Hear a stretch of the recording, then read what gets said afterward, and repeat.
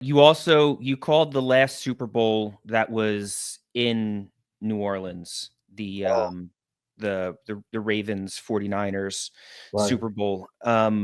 What was your initial reaction? That was the power outage, obviously. What was your initial reaction when that power outage happened? I would say I was borderline scared. Yeah. Like, oh my gosh, if it stays like this, how are we going to get out of here or what? What's going on? And it was scary. And I don't know how long it lasted. I forgot, but I think it was a little over 30. The break was over 30 minutes. I that's, don't know exactly when the lights started coming on, but the break was over 30 minutes. yeah, yeah, that was kind of my first reaction, and just sitting there going, what the hell are we going to do? And what's going on or whatever. It turned out to be a really good game.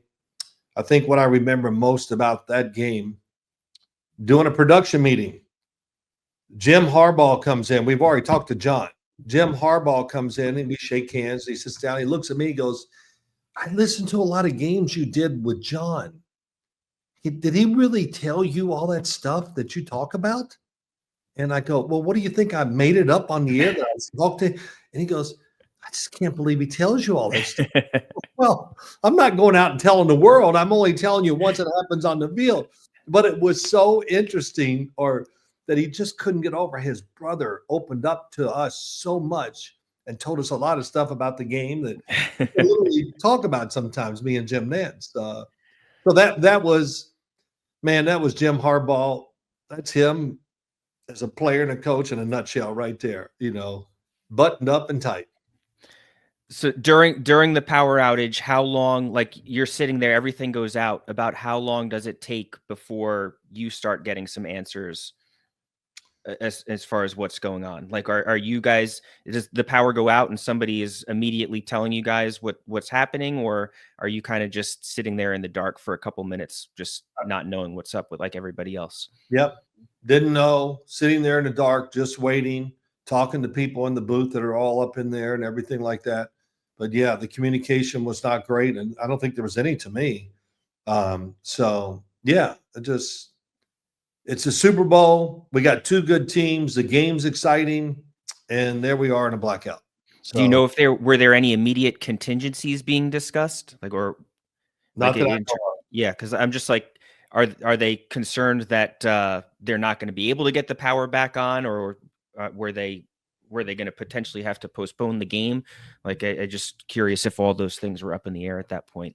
Yeah, it was all up in the air. I didn't hear anything. I don't, listen, Brandon, there's one thing about age. I start to forget some things. So if I was telling you things in the booth that I don't remember, I just remember us all talking between Yeah, each other and just couldn't believe it happened. Really, yeah, just couldn't believe it. yeah. And then you kind of find out maybe after, well, it was after the game, of course, that they were worried about an issue like that. Am I right or wrong? If I remember right, they were like, I don't remember. I'm not sure. during the week they had something happen where it shut, and they went.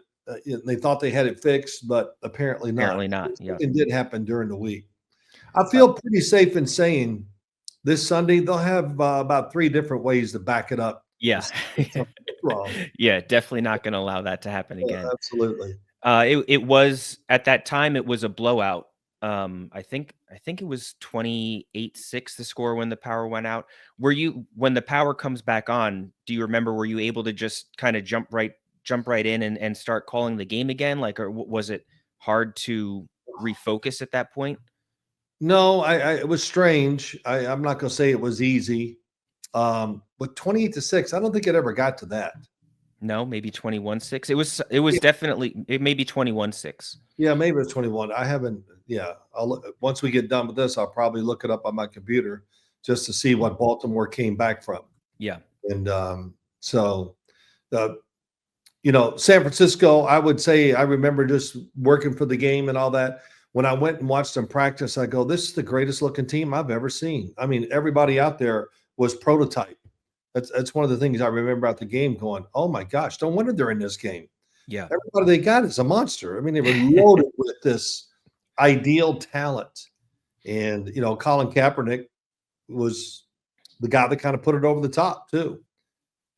With Greg Roman, Colin Kaepernick caught everybody by surprise, and it took the offseason before people could figure out what they wanted to do against it. And I put a lot of time that off season into the quarterback give and go. Hell, I was calling college coaches, teach me a little more as whatever. And then of course it worked for a while, like everything. The NFL adapts to just about everything. So it didn't take as long as I thought it would for the NFL to adapt to it. Sure.